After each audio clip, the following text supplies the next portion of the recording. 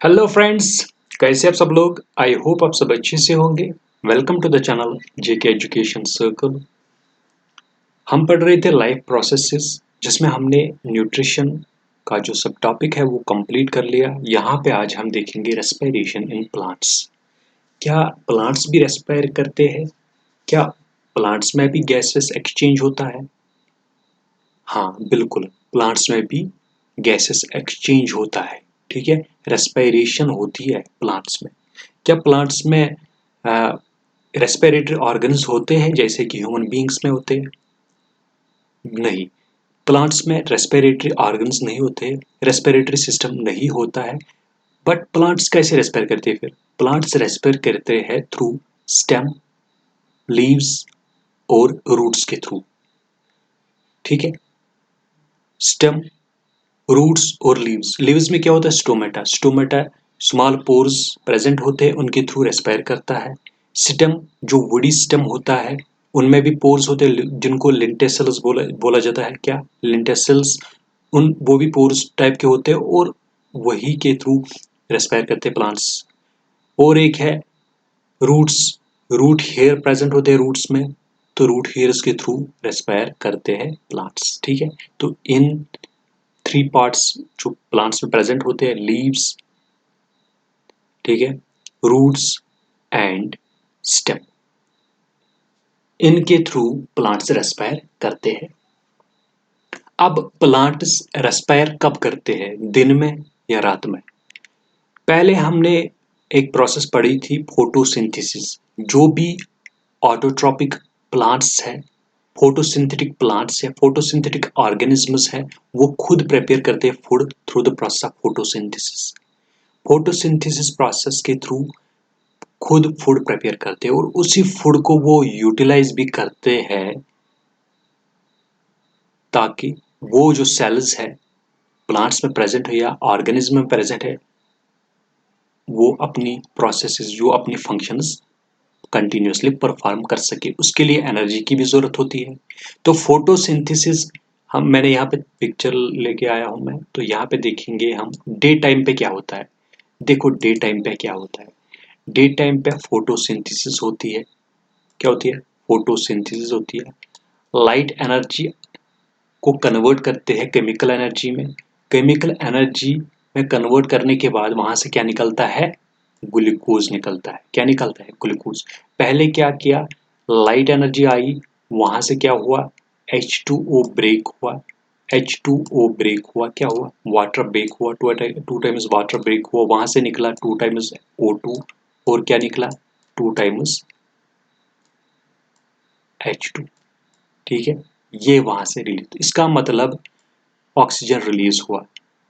जब लाइट पड़ी प्लांट पे, प्लांट ने वो यूटिलाइज करके केमिकल एनर्जी में इसको कन्वर्ट किया, और वहां से वाटर जो है वो स्प्लिट हुआ ऑक्सीजन और हाइड्रोजन में। ऑक्सीजन रिलीज हुआ। तो डे टाइम पे मैक्सिमम ऑक्सीजन रिलीज होता है। मैक्सिमम ऑक्सीजन जो रिलीज होता है वो होता है डे टाइम पे। और मैक्सिमम कार्बन डाइऑक्साइड भी यूटिलाइज करता है, एब्जॉर्ब करता है प्लांट डे टाइम पे। ठीक है, याद रखना।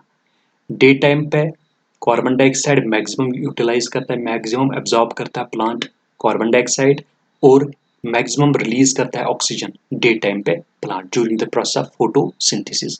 अब जो फोटोसिंथेसिस हो गई, यहाँ पे शुगर बना, दैट इज ग्लूकोज बना। ग्लूकोज इसने स्टोर करके रखा। अब स्टोर जब किया इसने ग्लूकोज, अब देखो नाइट टाइम पे क्या होता है। नाइट टाइम पे फोटोसिंथेसिस नहीं होती है, बिल्कुल भी नहीं होती, मत होती है, क्योंकि लाइट प्रेजेंट नहीं होती। तो नाइट टाइम पे क्या होता है? रेस्पायरेशन होती है। डे टाइम पे भी रेस्पायरेशन होती है, लेकिन मिनिमम रेस्पायरेशन होती है। नाइट टाइम पे मैक्सिमम रेस्पायरेशन होती है।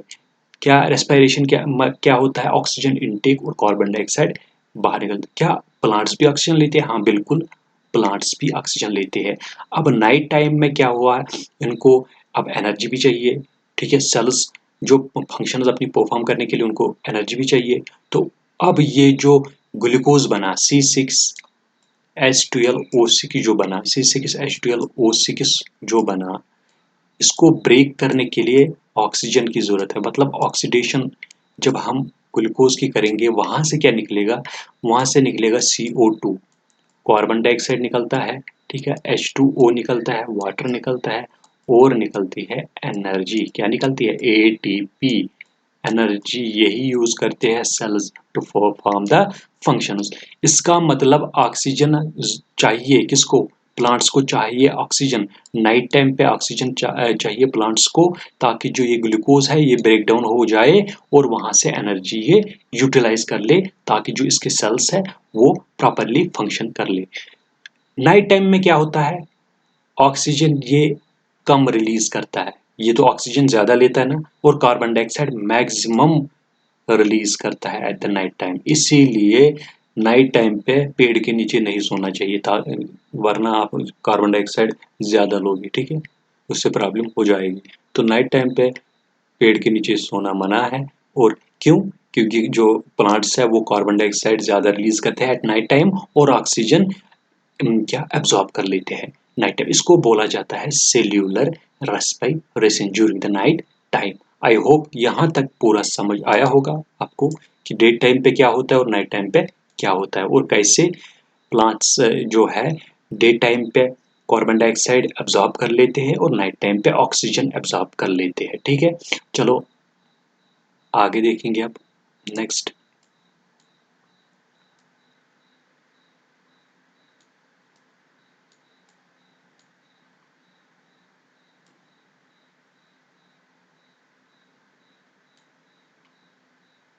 Respiration is connected to the release of energy. Respire क्यों करता है? रेस्पिरेशन क्यों? तो प्लांट्स रेस्पायर क्यों करते हैं? क्योंकि जो उन्होंने फूड प्रिपेयर किया होता है और आधा फूड उन्होंने स्टोर करके रखा होता है, उसको ब्रेक डाउन करके जो भी एनर्जी वहां से निकलेगी और सेल्स वो एनर्जी लेके अपने फंक्शंस परफॉर्म करेंगे, ठीक है। तो रेस्पिरेशन क्यों होती है? रेस्पिरेशन होती है जो प्लांट्स, ताकि वो एनर्जी यूज करेंगे, ठीक है। देखो, release of energy by oxidation of food, क्योंकि ऑक्सीजन उन्होंने लिया, ऑक्सीडेशन फूड की हो गई और वहां से एनर्जी हासिल कर ली। उसके बाद फोटोसिंथेटिक ऑर्गेनिज्म को पता ही है, जो फोटोसिंथेसिस के थ्रू अपना फूड प्रिपेयर करते हैं। और हेटेरोट्रॉप्स कौन से हैं? जो इन्हीं ऑटोट्रॉप्स पे डिपेंड करते हैं, डायरेक्टली या इनडायरेक्टली। वो जो डायरेक्टली डिपेंड करते हैं ऑटोट्रॉप्स, उनको बोला जाता है हर्बीवोर्स। एंड वो जो इनडायरेक्टली डिपेंड करते हैं इन पे, किन पे? ऑटोट्रॉप्स पे, उनको बोलते हैं कार्निवोर्स। और हेटेरोट्राइप का और एक टाइप है सैप्रोट्रॉप। सैप्रोट्रॉप किनको बोला जाता है? वो ऑर्गेनिजम्स जो डेड डिकेइंग मैटर पे डिपेंड करते हैं, वहां से फूड लेते हैं, डेट्राइट्स, ठीक है। डेड डिकेइंग मैटर को बोला जाता है डेट्राइट्स, और वहां से फूड अपना हासिल कर लेते हैं। एग्जाम्पल क्या है? फंजे। फंजे एग्जाम्पल है सेप्रोट्रॉप की। आई होप यहाँ तक समझ आया होगा। चलो आगे चलते हैं। आगे क्या है? अल्टीमेटली ऑल, ठीक है, देखो, ultimately all the food that is required to release energy comes from photosynthesis. देखो, लाइट एनर्जी एब्जॉर्ब करता है प्लांट्स और वहां से फूड बन जाता है। और जो डिफरेंट ऑर्गेनिजम्स, चाहे वो डायरेक्टली डिपेंड हो इन ऑटोट्रॉप्स पे या इनडायरेक्टली डिपेंड हो, लेकिन एनर्जी तो मिलती है ना। तो एनर्जी कहाँ से आई? सन से आई। तो और प्रोसेस कौन थी? फोटोसिंथेसिस। इसका मतलब जो भी एनर्जी आ जाती है वो आती है फोटोसिंथेसिस से, ठीक है। स्टेप्स जो होते हैं रेस्पिरेशन में, क्या होता है? Exchange of gases between plants and environment. जैसे प्लांट्स क्या करते हैं डे टाइम में? क्या होता है डे टाइम में? वो कार्बन डाइऑक्साइड एब्जॉर्ब कर लेते हैं और ऑक्सीजन रिलीज कर लेते हैं। नाइट टाइम में क्या? ऑक्सीजन लेते हैं और कार्बन डाइऑक्साइड को ज्यादा रिलीज कर लेते हैं, ठीक है। नाइट टाइम में सेल्यूलर रेस्पिरेशन होती है, दिन में क्या होता है? फोटोसिंथेसिस होती है। तो गैसेस एक्सचेंज जो होता है ना, due to the process of diffusion. यहाँ पे याद रखना पॉइंट जो है डिफ्यूजन। डिफ्यूजन जो है, डिफ्यूजन के प्रोसेस से ही गैसेस एक्सचेंज होता है प्लांट्स में। और डिफ्यूजन क्या होता है?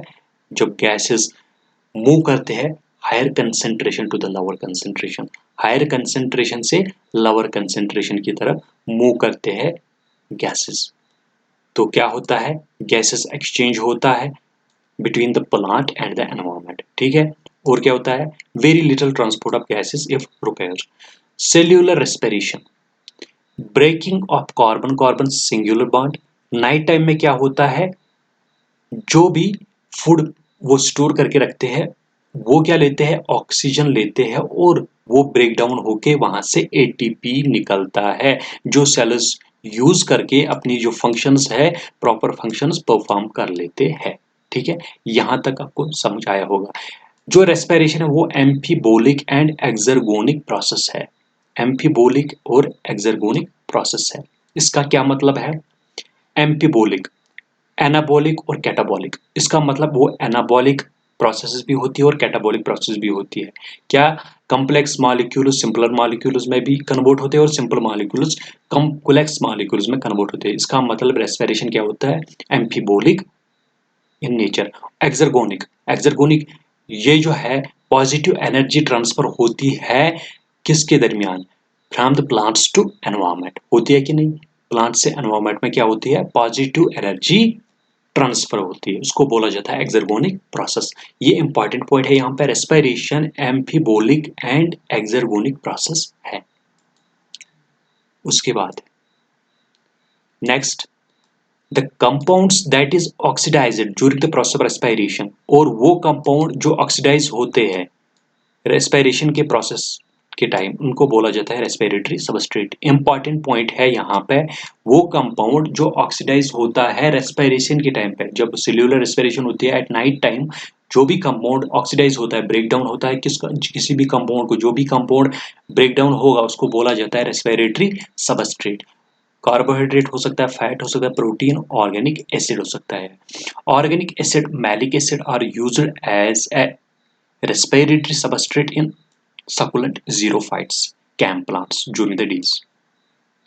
अब जो कैम प्लांट्स है डे के टाइम पे वो क्या करते हैं, उनके लिए ऑर्गेनिक एसिड, मैलिक एसिड क्या बन जाता है? Respiratory substrate. वही ब्रेक डाउन होके वहां से एनर्जी वो हासिल कर लेते हैं जीरोफाइट्स। और ये कैम प्लांट जो है ये क्या करते हैं, ये ड्यूरिंग द नाइट भी फोटोसिंथेसिस परफॉर्म कर लेते हैं। ठीक है, नेक्स्ट, नेक्स्ट क्या है? Use of carbohydrate, glucose, fructose, sucrose और फैट एज रेस्पिरेटरी सबस्ट्रेट। जब भी कार्बोहाइड्रेट्स, ग्लूकोज, फ्रक्टोज और सक्रोज, उनको जब हम respiratory substrate as a use करेंगे वो होता है फ्लोटिंग रेस्पिरेशन। वो क्या होते हैं? Floating respiration. जब भी कार्बोहाइड्रेट्स ब्रेक डाउन हो जाएंगे ड्यूरिंग द सेल्यूलर रेस्पिरेशन, उसको बोला जाता है फ्लोटिंग रेस्पिरेशन। और जब प्लांट यूज होता है as a respiratory substrate during the disease या starvation, it is known as protoplasmic respiration. क्या बोला जाता है उसको? Protoplasmic respiration. लेकिन लेग्यूमिनस प्लांट्स में क्या होता है? प्रोटीन यूज होता है एज ए रेस्पिरेटरी सबस्ट्रेट, उसको बोला जाता है फ्लोटिंग रेस्पिरेशन। ठीक है, आई होप यहां तक पूरा समझ आया होगा। ठीक है, यहां तक समझ आया आपको? आगे देखते हैं। अब मैंने पहले बोला ये जो प्लांट्स है रेस्पायर करते हैं अपने पार्ट्स, कुछ पार्ट्स के थ्रू।